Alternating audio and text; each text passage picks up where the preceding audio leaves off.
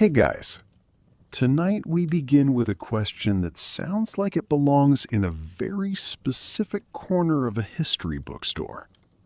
A question involving pirates. Not the friendly pirate from a children's cartoon. Not the pirate with suspiciously perfect teeth from a Hollywood movie. And definitely not the pirate who somehow spends 10 years searching for treasure while maintaining flawless eyeliner. Now, tonight, we're talking about real pirates. More specifically, female pirates. And even more specifically, what happened when their luck finally ran out? So dim the lights a little. Get comfortable. Put your phone somewhere it can't fall directly onto your face. And let's slowly drift into the surprisingly strange world of women who chose one of the most dangerous careers imaginable. A career with no retirement plan, no health insurance, no employee appreciation week, just theft, storms, disease, and the constant possibility of being hanged by a government that was becoming increasingly annoyed with your existence. As it turns out, being captured as a pirate was usually bad. Being captured as a female pirate was often even more complicated. Because governments, judges, sailors, and ordinary citizens never quite knew what to do with these women.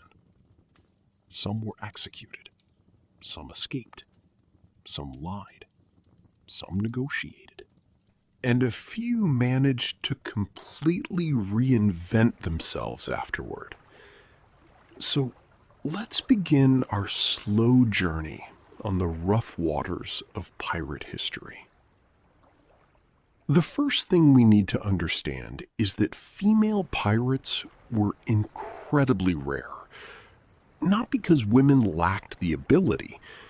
History has repeatedly demonstrated that women are perfectly capable of making terrible decisions, just like men. The real issue was practical. Life aboard a pirate ship was miserable. The food was awful. The water became disgusting. Disease spread constantly. Everything smelled bad, and privacy simply did not exist. Imagine spending months trapped on a floating piece of wood with 100 exhausted men who hadn't seen a proper bath in half a year. Suddenly, medieval castles start looking surprisingly attractive. Most women never had the opportunity to become pirates. Social expectations alone made it difficult. Yet, every so often, someone ignored those expectations completely. One of the most famous examples was Bonny. Anne's early life already sounded like the beginning of a scandal. She was born in Ireland, sometime around the end of the 17th century. Her father was a lawyer, a respectable profession, at least until people discovered that he was involved in a rather awkward relationship with a servant woman. The resulting social embarrassment encouraged the family to relocate, because sometimes moving to another continent feels easier than explaining your life choices to the neighbors. Eventually, they settled in the American colonies. Anne grew up with a reputation for having a fiery temper. Stories about her later claimed she stabbed servants, fought men, and generally behaved in ways that made polite society deeply uncomfortable. Now, some of these stories may have been exaggerated. A calm and reasonable pirate simply doesn't sell many books.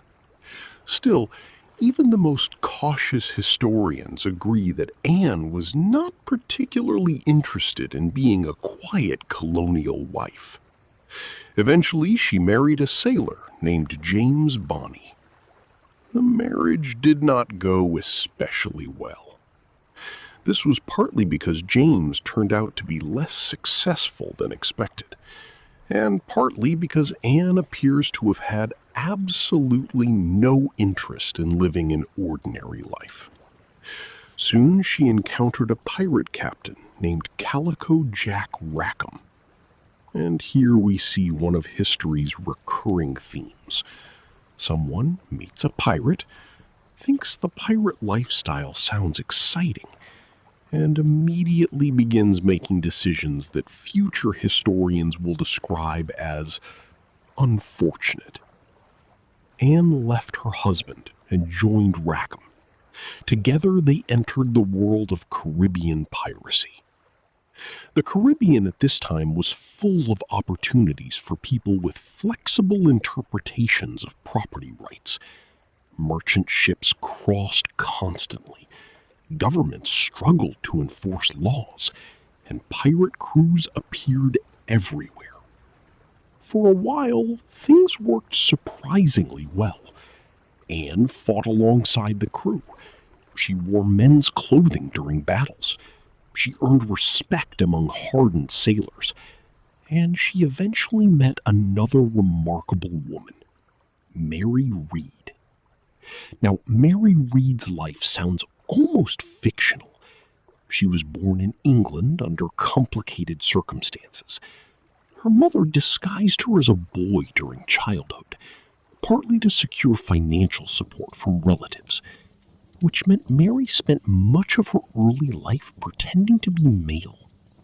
The disguise continued for years, long enough for her to work various jobs, long enough to join military service, and long enough to become remarkably comfortable navigating both male and female identities.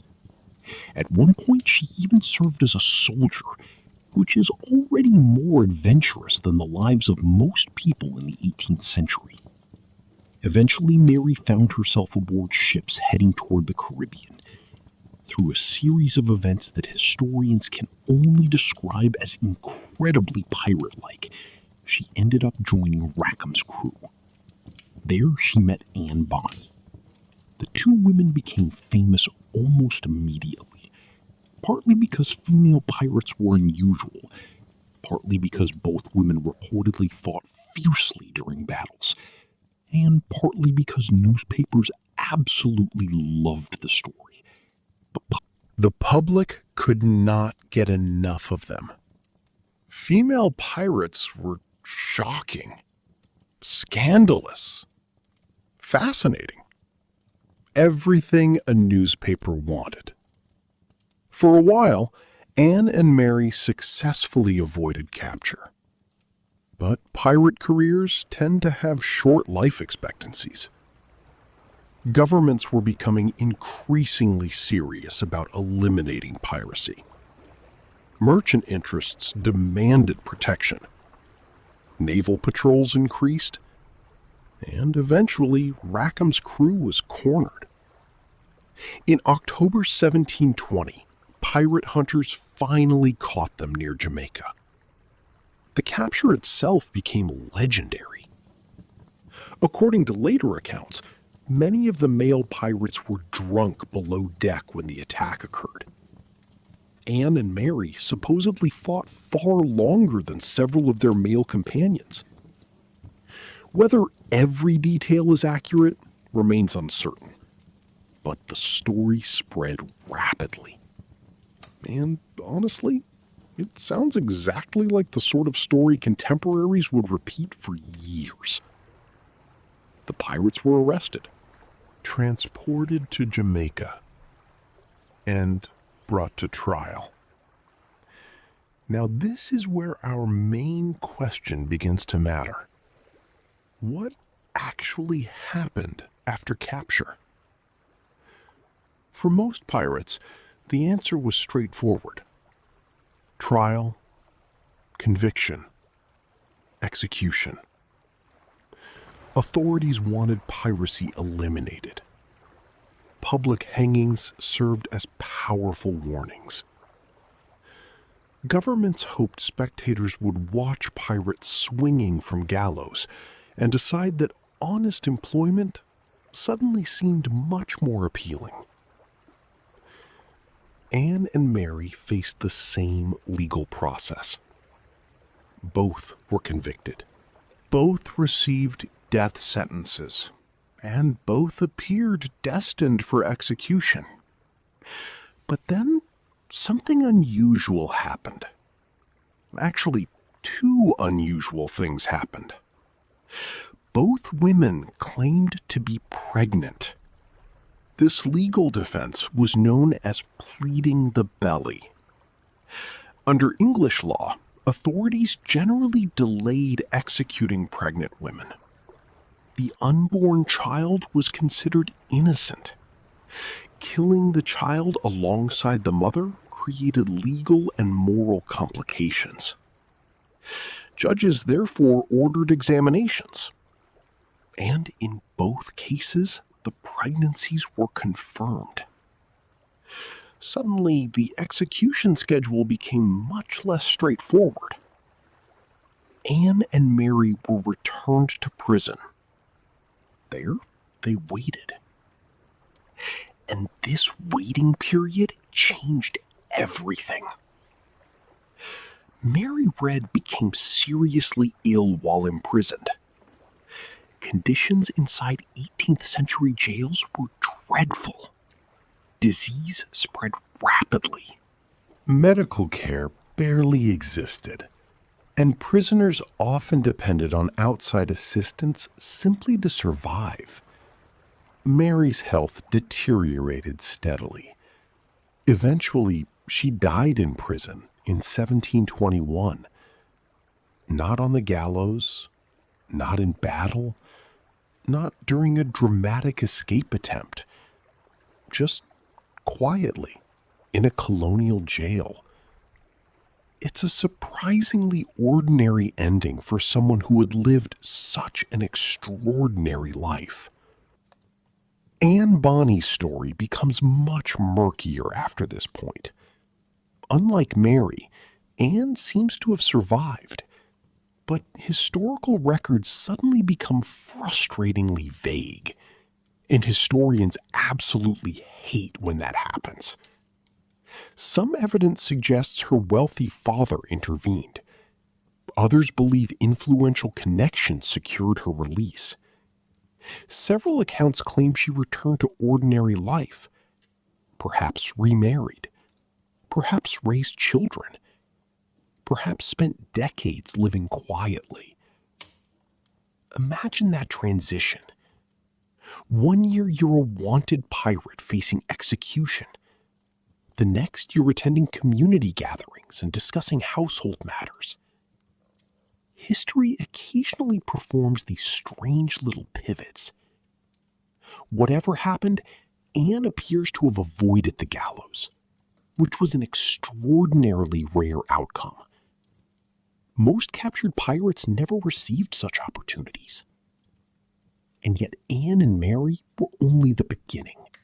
Because as we continue our journey, we'll discover women who commanded entire pirate fleets, negotiated with emperors, terrified governments, and somehow survived in a world that expected them to fail. And perhaps most surprisingly of all, we'll see that capture did not always mean the end. Sometimes it was merely the beginning of an entirely different chapter. And some of those chapters became even stranger than piracy itself. The pirate queen who negotiated with an empire. As we drift onward through the strange afterlives of female pirates, let's leave the Caribbean behind for a moment. The Caribbean gets most of the attention. It has the tropical islands, the treasure maps, the famous pirate names, the endless supply of movies that somehow make surviving on hard biscuits and questionable water look glamorous. But piracy was not confined to the Caribbean. Not even close. In fact, some of the largest pirate operations in history emerged thousands of miles away. And among them was perhaps the most successful female pirate who ever lived. A woman named Qing Shi, or depending on the translation, Zheng Yi Sao. And if Anne Bonny and Mary Red were unusual exceptions, Qing Shi was something else entirely. She wasn't simply a pirate. She became the pirate.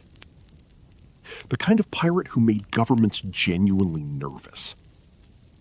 The kind who commanded fleets so large that officials began having meetings about her. The kind who transformed piracy from a criminal profession into something that occasionally looked suspiciously like an alternative government. Which is generally when actual governments start getting uncomfortable. Qing Shi was born in China around 1775. Her early life remains somewhat mysterious. Many historians believe she worked in a floating brothel in Canton. If true, this would place her near one of the busiest trading centers in the world. Ships arrived constantly. Merchants exchanged fortunes. Information flowed in every direction. And somewhere amid all this activity, a young woman learned how power really worked. Not through titles, not through noble birth, but through influence, negotiation, and understanding exactly what people wanted. These skills would become surprisingly useful. Because in 1801, a pirate leader named Zheng Yi became interested in her. And this was not some ordinary pirate captain. He already commanded significant power. He led part of a growing pirate confederation operating along China's southern coast. When he married Qing Shi, many probably assumed she would disappear into the background. History loves making that assumption. History also loves proving it wrong. Almost immediately, Qing Shi became involved in managing pirate affairs. She wasn't merely accompanying her husband. She was participating, observing, learning, building relationships, and quietly positioning herself for opportunities nobody else could yet see. Then, fate intervened. In 1807, Zheng Yi died. Suddenly, the Confederation faced uncertainty. Power struggles seemed inevitable. Rival captains circled. Loyalty could fracture at any moment. This is normally where large organizations collapse, especially organizations composed of heavily armed criminals. But Qing Shi moved quickly, very quickly. Instead of being pushed aside, she seized control. She formed alliances. She secured support from influential captains. She partnered with Zheng Yi's adopted son, Zhang Bao. And before long, she stood at the center of an enormous pirate network. The scale is difficult to comprehend. At its height, her confederation may have controlled hundreds of ships, possibly more. Tens of thousands of pirates served under her authority. Some estimates reach 70,000. Others go even higher. Historians argue about exact numbers, but everyone agrees on one thing. It was huge. Massive. Far beyond anything Anne Bonny or Mary Read ever experienced. Imagine waking up each morning knowing you effectively managed one of the largest naval organizations in the region. Not bad for someone society probably expected to remain invisible. Of course, managing pirates presented challenges. Pirates are not famous for organizational discipline. If you've ever supervised a difficult workplace, imagine doing it while everyone carries swords. So Qing Shi introduced strict rules. Very strict rules. Unauthorized theft from communal treasure? Punishment. Desertion? Punishment. Violence against captives without permission?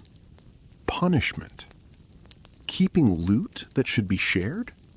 Definitely punishment. She understood something many leaders eventually learn. People often romanticize freedom, until complete freedom creates chaos. Then suddenly rules start looking surprisingly attractive. Under her leadership, the Confederation became remarkably organized. Merchant ships paid tribute. Coastal communities negotiated agreements. Local authorities struggled to respond. And government officials became increasingly frustrated. Because every attempt to destroy the pirates seemed to fail. Chinese naval forces launched campaigns. The pirates survived. Regional authorities coordinated efforts. The pirates survived. Foreign powers became involved. The pirates still survived. At some point, officials must have stared at maps and wondered how this situation had become so complicated. Meanwhile, Qing Shi continued expanding her influence. Year after year. Success after success. And eventually, the authorities reached a realization. Perhaps destroying her wasn't realistic. Perhaps negotiation would be easier. This brings us back to our original question. What happened after female pirates were captured? Well, sometimes they avoided capture entirely. And sometimes they became so powerful that governments offered deals instead. Which is exactly what happened here. Around 1810, Chinese authorities began serious negotiations. The government offered amnesty, a pardon, a chance to walk away. Now, most pirate leaders faced a dilemma. Accept the offer and surrender, or reject it and continue risking eventual destruction. Many hesitated. Qing Shi did not. At least not for long, because she recognized reality. Pirate careers rarely lasted forever. Eventually, luck changes. Governments adapt. Enemies accumulate. And survival becomes harder. So she negotiated terms. Good terms. Remarkably good terms. She secured pardons for much of her fleet. Many pirates kept their wealth. Some retained positions. And Qing Shi herself emerged in an astonishingly favorable position. Instead of execution, she received freedom. Instead of imprisonment, she received opportunity. Instead of a noose, she received retirement. Honestly, it's one of the greatest exit strategies in pirate history. Imagine beginning life in poverty, rising to command one of history's largest pirate fleets, then negotiating your own retirement package. It's almost absurd. After leaving piracy, she reportedly entered the gambling business, which feels strangely appropriate.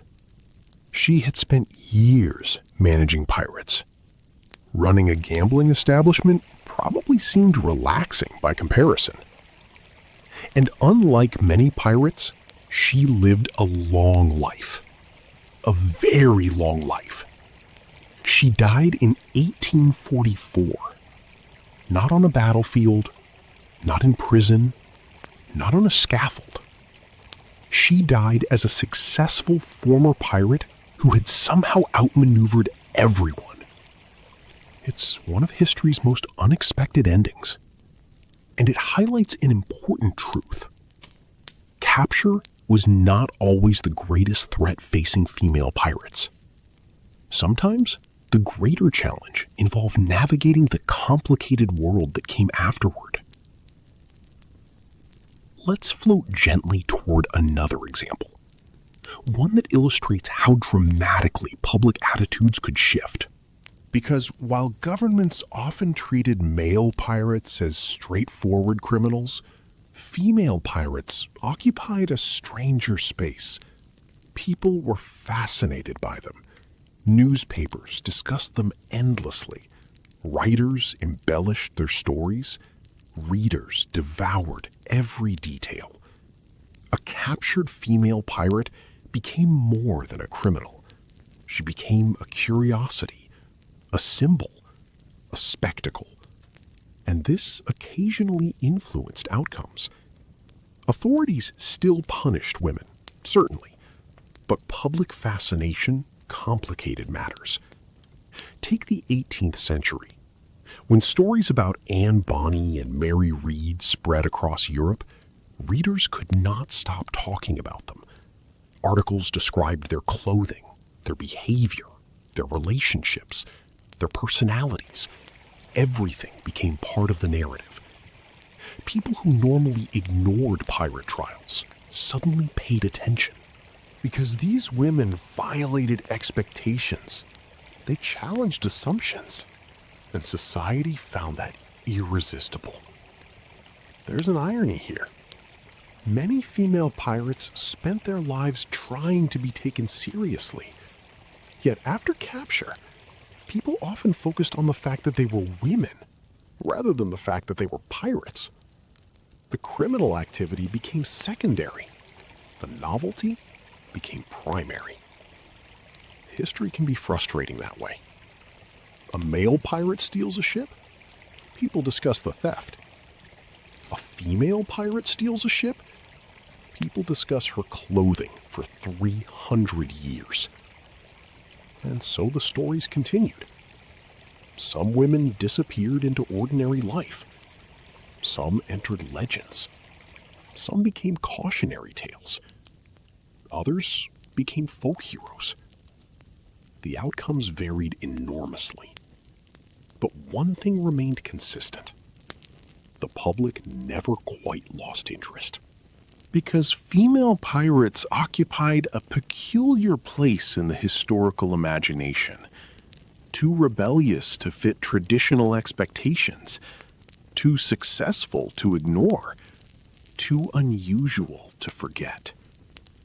And, as we'll see next, some women achieved reputations so strange that even centuries later, historians still struggle to separate fact from myth. Which, in fairness, is a problem many pirates actively encouraged. After all, if you're already breaking every rule society has created, why stop at accurate publicity?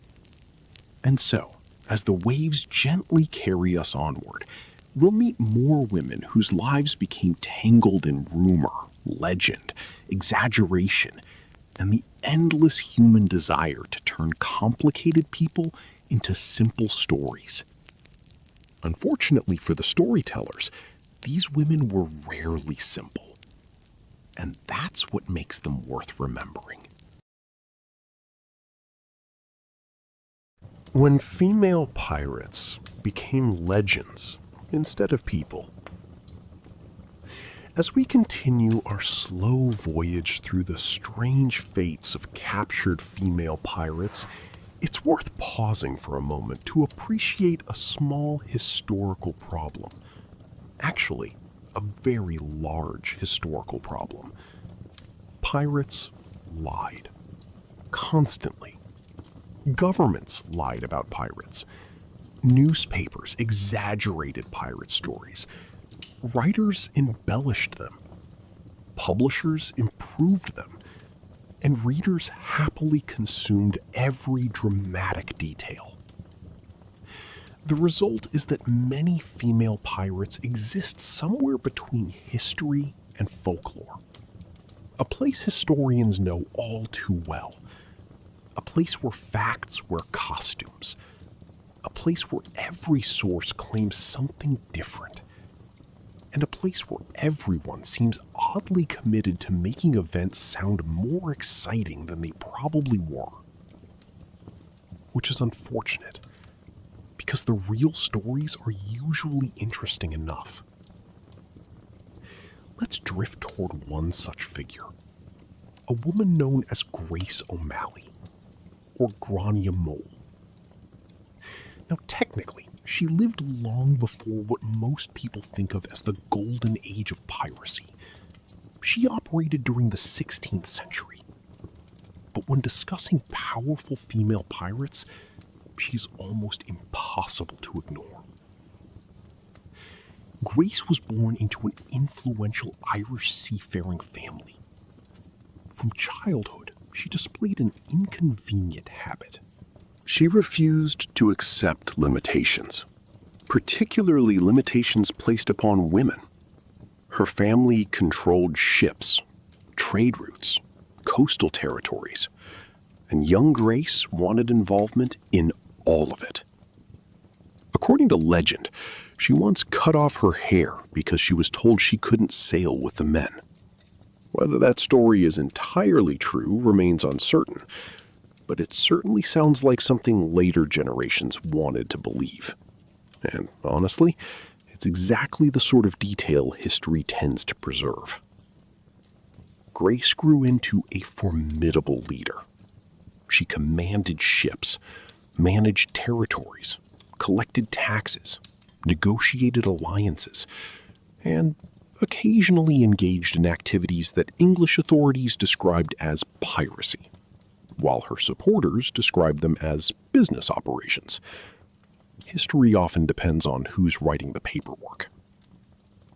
For decades, she operated along the western coast of Ireland, building influence, accumulating wealth, and frustrating officials. A surprisingly common career path for successful pirates. Eventually, conflict with English authorities intensified. Her family suffered setbacks. Her sons were imprisoned. Her position weakened. And so Grace did something remarkable. She arranged a meeting with one of the most powerful individuals in Europe, Elizabeth I. Just imagine that conversation. One aging pirate queen, one aging monarch. Two women who had spent their lives navigating male-dominated worlds. Both stubborn, both intelligent, both entirely accustomed to getting their way. Historical accounts suggest the meeting was surprisingly productive. Grace successfully negotiated the release of family members, she secured important concessions, and she left without execution, which, given the circumstances, counts as a very successful day. Now, technically, Grace was never captured in the dramatic pirate sense, but her story illustrates something important. Power changed outcomes. Status changed outcomes. Connections changed outcomes. The more influence a female pirate possessed, the harder it became to simply dispose of her. Governments had to think strategically. Sometimes negotiation proved easier than punishment, and occasionally, former pirates managed to transform themselves into respectable figures, or at least respectable enough. Which brings us to another curious pattern. The disappearing pirate. Because after capture, many female pirates seem to vanish from historical records entirely. Not because they literally disappeared, although pirates occasionally attempted that too, but because ordinary life leaves fewer documents. Think about Bonny again. Once she left prison, assuming she truly did survive and return to society, what would historians expect to find? Tax records? Marriage records? Property transactions? Perhaps church documents? None of these create exciting headlines. Nobody writes best-selling books called The Moderately Successful Land Transfer of 1728. As a result, historians often lose track of people precisely when their lives become normal, which creates an odd situation.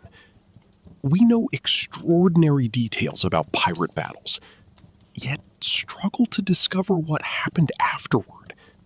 Did they marry? Raise children? Operate businesses? Spend decades telling increasingly exaggerated stories about their youth? We often don't know. And that uncertainty has allowed legends to flourish. Because whenever records disappear, imagination rushes in to fill the gap.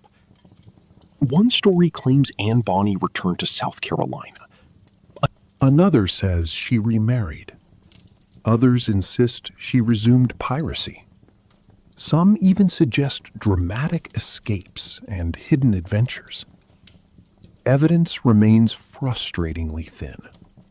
Historians peer into the fog and shrug, which is not a satisfying answer. But sometimes it's the honest one. Let's gently move toward another recurring theme: prisons. Because for female pirates who were captured, imprisonment often represented a unique challenge. Modern audiences sometimes imagine prison as a clearly defined institution. The 18th century had different ideas. Colonial prisons were often overcrowded, unsanitary, poorly supplied, and remarkably unpleasant. Food quality was poor, disease spread easily, medical treatment barely existed, and inmates frequently relied on relatives or friends for survival. This affected women particularly harshly. Female prisoners occupied an uncertain position. Facilities were usually designed for men. For men, authorities rarely developed separate systems, and practical concerns often received minimal attention. As a result, female pirates sometimes endured conditions every bit as dangerous as execution itself. Mary Read's death in prison demonstrates this reality. She escaped the gallows, yet she could not escape illness, and she was hardly alone. Many prisoners throughout history met similar fates, not through dramatic punishment, but through disease, neglect, or simple bad luck. History often unfolds this way, less dramatic than movies, more relentless than fiction. Meanwhile, public fascination continued growing.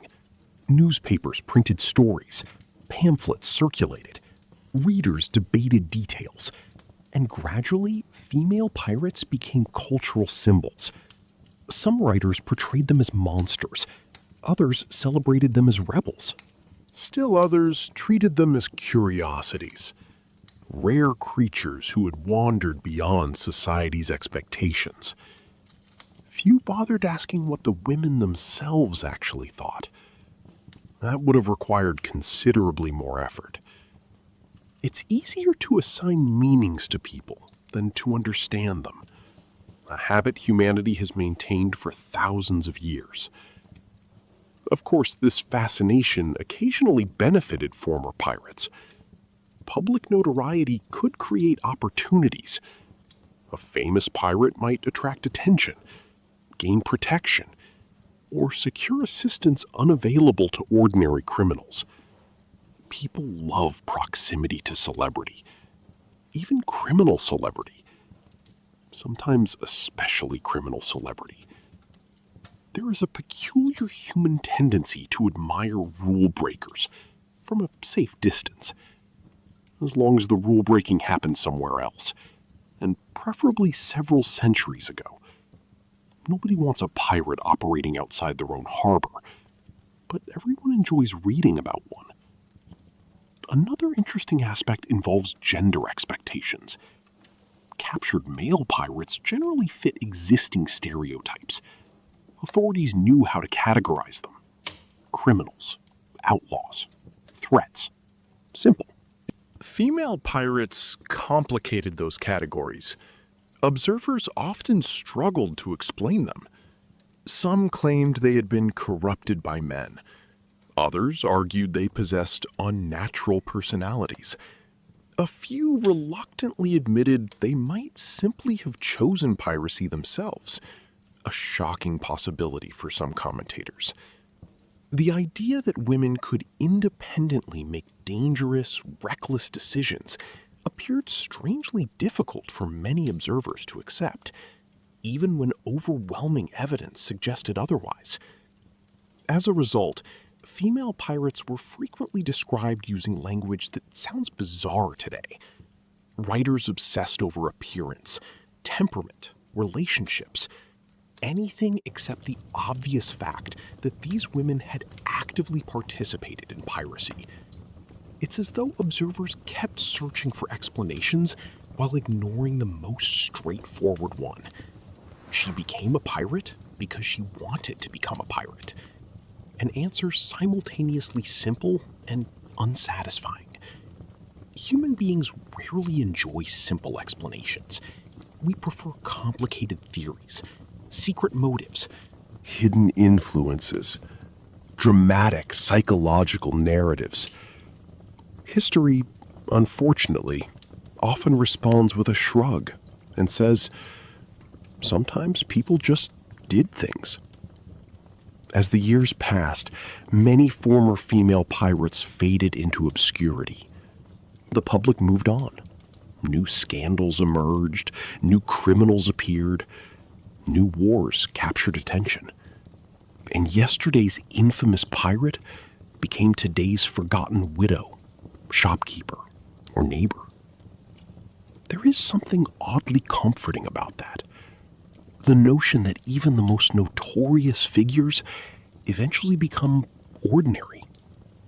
That history's villains and rebels sometimes end their lives arguing about household expenses, or worrying about the weather, or complaining about local taxes. Human life has a way of returning to mundane concerns, even after extraordinary adventures. And yet a handful of names endured. Anne Bonny, Mary Read, Grace O'Malley, Ching Shi. Their stories survived because they touched something people found endlessly fascinating. Not merely piracy, but independence, defiance, survival. The ability to navigate worlds designed to exclude them. Some succeeded, some failed, some vanished, some became legends, and the line separating those categories remains surprisingly blurry. As we continue our journey, we'll encounter women whose captures sparked public spectacles, political debates, and occasionally absurd misunderstandings. Because if history has taught us anything so far, it's that governments rarely knew exactly what to do with female pirates. And female pirates rarely behaved the way governments expected. A combination that consistently produced interesting results. And thankfully for sleepy historians everywhere, interesting results tend to leave interesting stories behind. As our ship drifts a little farther into the night, let's talk about something that followed many captured female pirates, almost everywhere they went. Attention. Endless attention. Not necessarily the good kind. Not necessarily the bad kind. Just attention. The sort of attention that turns a person into a story. And once that transformation happens, reality starts having a very difficult time competing. For most captured pirates, life followed a predictable pattern: arrest, trial, sentence, punishment. The authorities preferred efficiency. Piracy was a practical problem. Governments wanted trade routes protected. Merchants wanted profits secured. Navies wanted fewer armed criminals wandering around important shipping lanes. Simple enough. But female pirates introduced complications. Because suddenly, the public became fascinated. Questions appeared everywhere. What did they look like? How did they dress? How did they behave? Were they truly fierce? Were they secretly gentle? Were they victims, villains, heroes, monsters? People seemed desperate to place them into neat categories. Unfortunately for everyone involved, actual human beings rarely cooperate with neat categories, and female pirates were no exception. One of the best examples comes from the enormous popularity of a book published in the 1720s, a work commonly known as A General History of the Pirates. The author is usually identified as Captain Charles Johnson, although historians still debate exactly who that was. Whoever wrote it understood something important. People loved pirate stories, absolutely loved them. And among all the pirates featured in the book, Anne Bonny and Mary Read attracted extraordinary interest. Readers could not get enough. They read about battles, escapes, disguises, relationships, Arguments, trials, everything. Suddenly, these women became famous throughout the English-speaking world.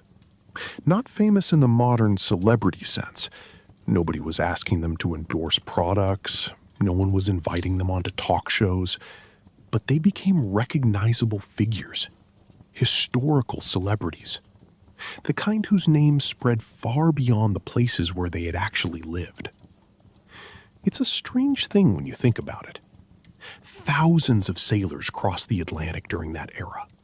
Most vanished into history completely. Yet 2 female pirates became household names because they were unusual, and human beings have always been drawn to unusual stories. Of course, fame has consequences. One consequence is that people begin inventing details. Lots of details. Some writers claimed Anne Bonny possessed a terrifying temper. Others described her as exceptionally beautiful. Some insisted she was fearless. Others portrayed her as reckless. The descriptions multiplied.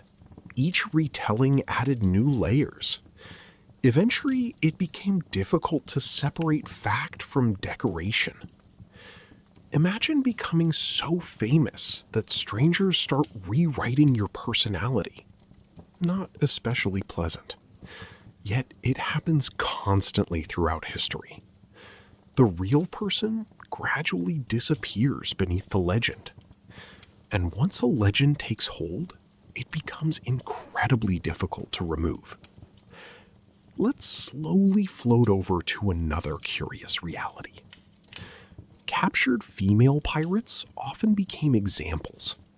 Examples of what? Well, that depended entirely on who was telling the story. Religious writers used them as warnings about sin. Moralists used them as warnings about disobedience. Political commentators used them as warnings about social disorder.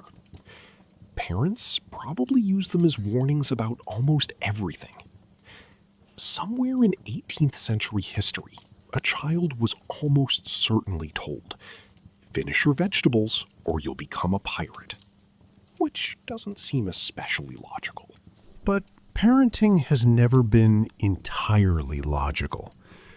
The point is that female pirates became symbols. People projected their anxieties onto them, their fears, their hopes, their beliefs about gender, their beliefs about authority, their beliefs about freedom. The pirates themselves sometimes became secondary. A curious fate. You spend years building your own life. Then strangers decide your life represents their ideas instead. History can be oddly unfair in that way. Another thing that happened after capture was interrogation. Authorities desperately wanted information. Pirate networks could be extensive. Ships needed supplies, ports provided assistance, merchants occasionally cooperated. Corrupt officials sometimes looked the other way. Governments wanted names, locations, contacts, anything useful. Captured pirates, therefore, faced endless questioning. Who helped you? Where did you sail? Who purchased stolen goods? Which captains worked together? These investigations could continue for weeks, sometimes months. And here again, female pirates presented unusual challenges because officials often underestimated them. A dangerous mistake.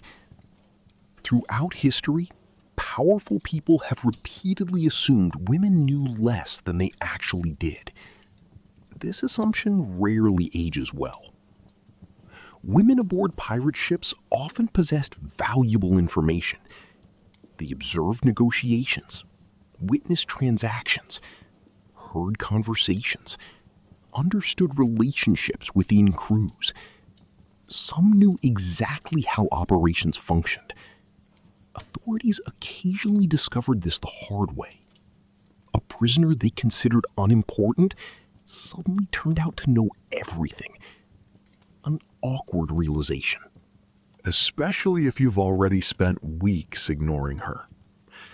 Let's turn gently toward another woman whose story became tangled with piracy, captivity, and public fascination.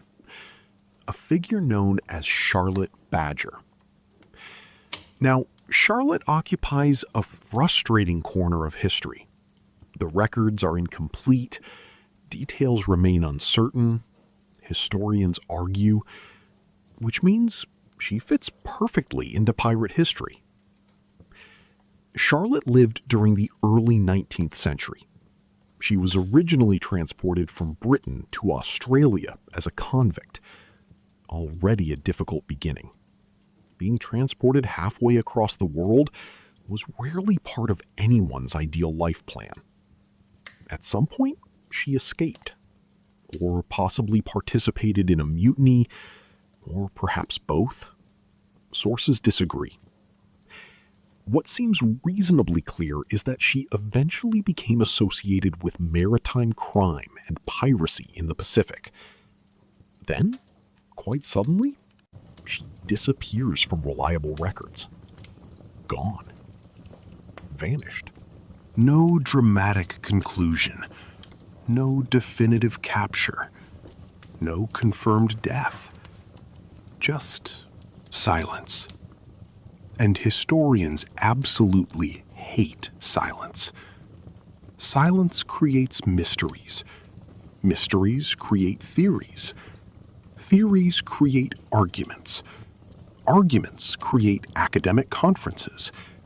It's a whole cycle. Charlotte reminds us that many women involved in piracy never received the tidy endings historians prefer. Some simply slipped away. Perhaps into ordinary communities. Perhaps into new identities. Perhaps into places where paperwork was scarce and curiosity was limited. The world was large. Governments were imperfect. And disappearing was sometimes easier than modern audiences imagine. Especially if someone genuinely wanted to start over. This possibility haunted authorities, because every escaped pirate represented unfinished business, and governments dislike unfinished business. They especially dislike criminals who refuse to remain conveniently located. Meanwhile, public imagination continued working overtime. New stories emerged, Some true, many questionable, a few completely ridiculous. Female pirates became characters in novels, characters in plays, characters in songs. Reality blended with fiction until distinguishing one from the other became increasingly difficult. The process feels familiar because it still happens today. The difference is speed. Modern myths spread through social media. Historical myths spread through pamphlets and gossip. Human nature remained remarkably consistent. Give people an unusual story, and they will immediately begin improving it. Whether improvement is actually necessary rarely enters the discussion. One particularly strange feature of pirate legends involves romance. Writers loved inserting romance into everything. Absolutely everything. Female pirate story? Add romance. Naval battle? Add romance. Court trial? Probably add romance.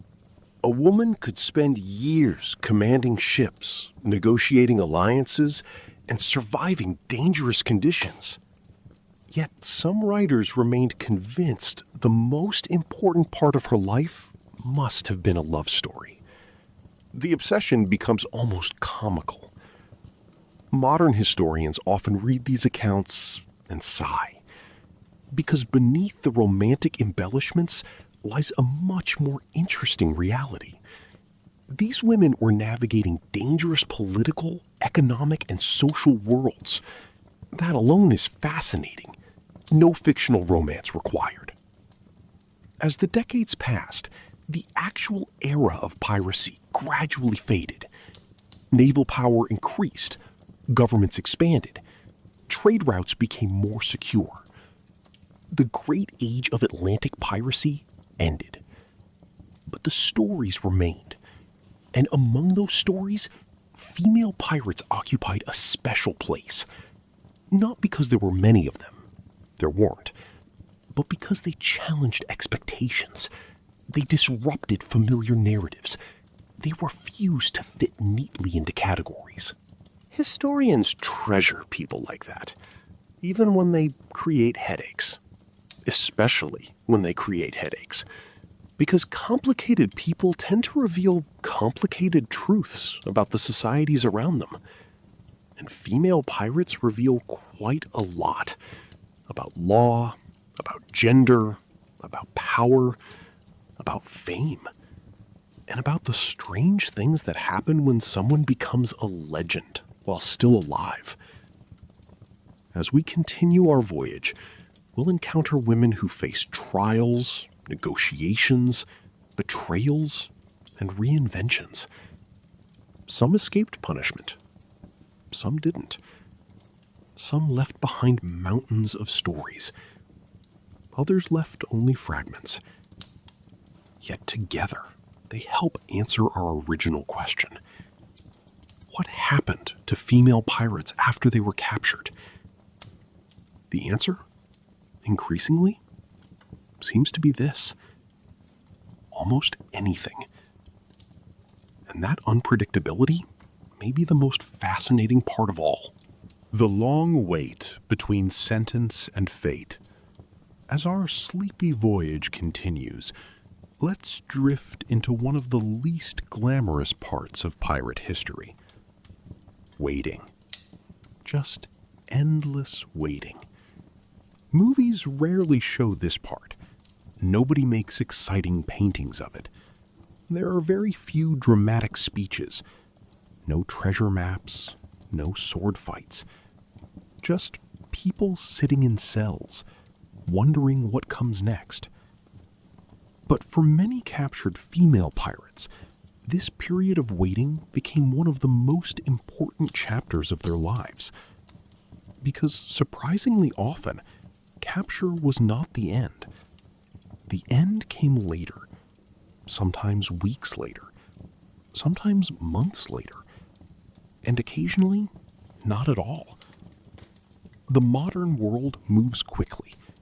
A court decision is made, paperwork follows, systems function, more or less. The 18th century preferred a slower approach, a much slower approach. Information traveled slowly. Officials communicated slowly. Ships traveled Slowly. Bureaucracies moved with all the urgency of a sleepy turtle crossing a muddy field. And so, prisoners waited. A lot. Imagine Anne Bonny and Mary Read sitting in a Jamaican jail after their conviction in 1720.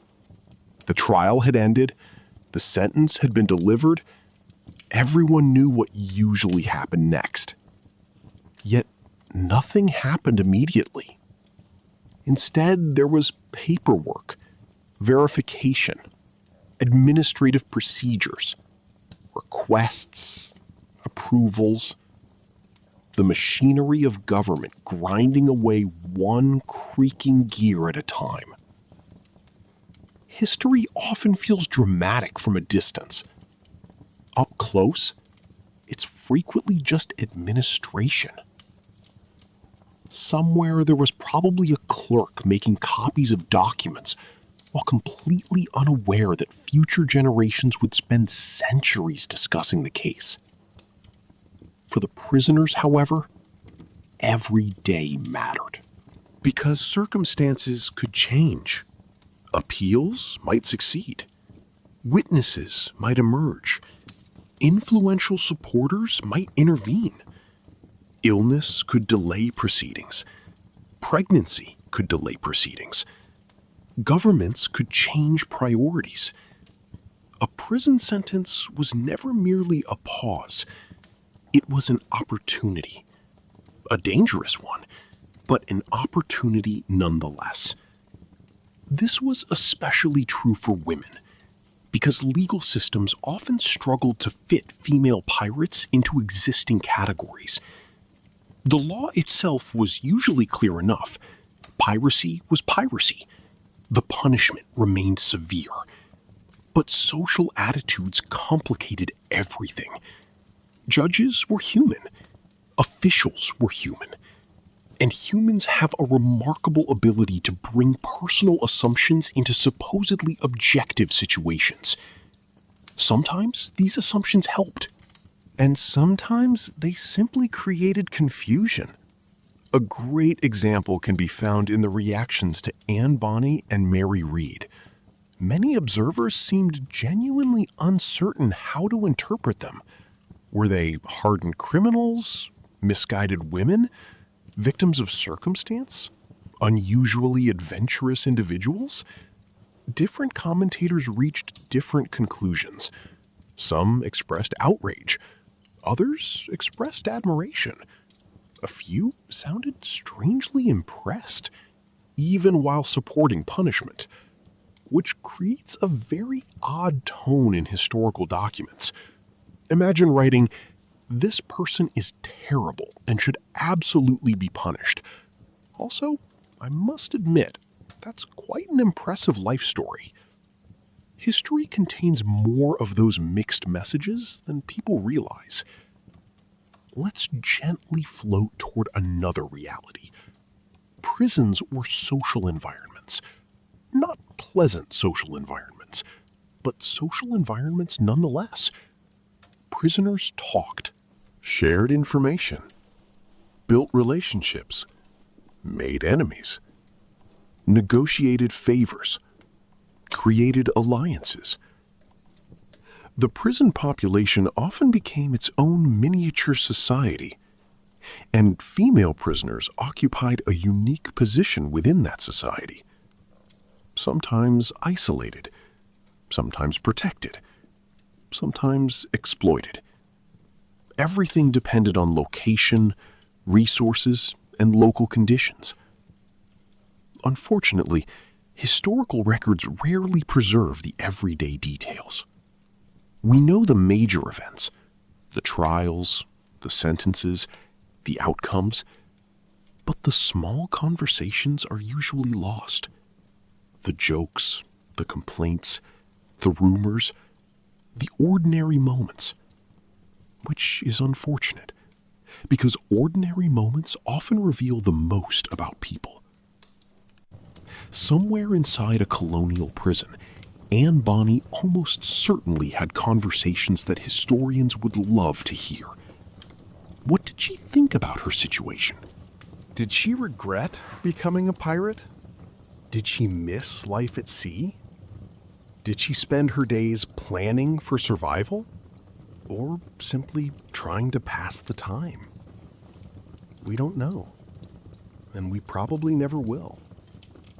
History occasionally guards its secrets very carefully. Meanwhile, outside prison walls, public interest continued. Newspapers reported developments. Rumors circulated. Stories evolved.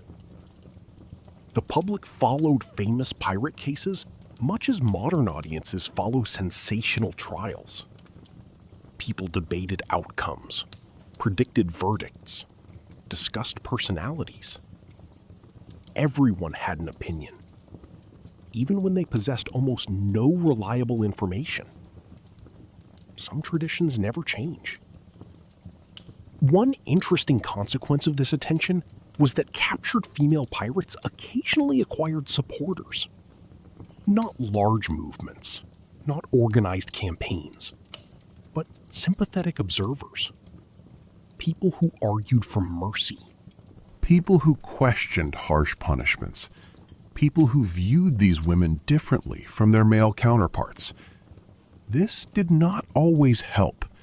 Far from it. But it introduced another variable into an already complicated process. The authorities wanted consistency. Public fascination kept introducing exceptions. And exceptions make bureaucracies nervous. Because bureaucracies love predictability. Another thing worth noting is that piracy itself was changing. By the early 18th century, governments had become far more effective at suppressing maritime crime. The Golden Age was ending. Naval patrols increased. International cooperation improved. Ports faced greater scrutiny. Safe havens disappeared. Life became harder for pirates everywhere. Captured women therefore entered legal systems that were growing increasingly determined to make examples of offenders. The era of casual tolerance was ending. Governments wanted results, visible results, public results. Which often meant public punishments. These punishments served practical purposes, or at least officials believed they did. The goal was deterrence. Show everyone the consequences, encourage obedience, protect commerce, maintain order, the usual governmental objectives. Whether these methods actually worked remains a subject of debate. Human beings have always demonstrated remarkable creativity when it comes to ignoring warnings. Still, authorities remained committed to the strategy, and so many captured pirates faced highly visible consequences. Yet female pirates complicated even this process, because spectators frequently focused on the woman rather than the crime. The intended lesson sometimes became diluted. Officials wanted people discussing piracy. The public wanted to discuss the pirate. An important difference. Let's drift for a moment toward the emotional side of all this, a side history books sometimes overlook. Imagine being a captured pirate, not the legendary version, the actual version. You're imprisoned. Your future is uncertain. Friends may already be dead. Former allies may have disappeared. The world outside continues without you, and every morning begins inside the same walls. That psychological burden must have been enormous, particularly for people accustomed to constant movement. Pirates lived mobile lives. Ships traveled continuously. Ports changed constantly. Horizons shifted every day. Then suddenly, everything stopped. The contrast alone would have been difficult. The sea vanished. Freedom vanished. Choice vanished. Many prisoners throughout history have described captivity in exactly these terms.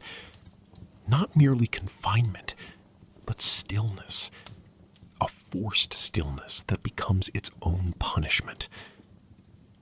For female pirates, that transition could be especially jarring. Many had spent years resisting limitations, ignoring expectations, creating unconventional lives. Capture represented the opposite experience, a return to control, a return to restrictions. A return to systems they had previously escaped. No wonder some struggled. No wonder others fought desperately for alternatives. And occasionally, alternatives appeared. Family members intervened. Political connections emerged. Legal loopholes surfaced. Circumstances shifted. History is full of moments where survival depended less on guilt or innocence and more on timing. Good timing, bad timing, or extraordinarily lucky timing. Anne Bonny may have benefited from exactly this sort of luck. The surviving evidence suggests her story did not end where authorities expected. Some combination of family influence, legal circumstance, and opportunity seems to have altered her path. We cannot reconstruct every detail, but something changed, and that change allowed her to vanish back into society. A remarkable outcome, especially compared to the fate awaiting most pirates. The contrast reminds us that history is rarely fair. Two people can commit similar acts and experience entirely different outcomes. One dies. One survives. One becomes famous. One is forgotten. One receives mercy. One receives punishment. Human systems have never been perfectly consistent, and pirate history offers countless examples. As the waiting continued in prisons across the world, some women eventually emerged. Others never did. Some re-entered society under their own names. Others adopted new identities. A few may have spent the rest of their lives carefully avoiding questions about their past, which is understandable. Imagine attending a quiet dinner and someone suddenly asks about your previous career. Most people can answer comfortably. Teacher, merchant, farmer, craftsperson, former pirate facing execution before a miraculous legal reprieve. That conversation could become awkward very quickly. Perhaps some simply chose silence. Perhaps they preferred ordinary lives. After years of danger, ordinary probably sounded wonderful. And so, while the legends celebrated venture, the reality often moved in a different direction. Toward stability. Toward survival. Toward anonymity. The very things pirates supposedly rejected. History loves irony, and there is something deeply ironic about famous pirates spending their later years trying not to be noticed. Yet, that may have happened more often than we realize. The sea creates legends, but eventually, most people just want peace.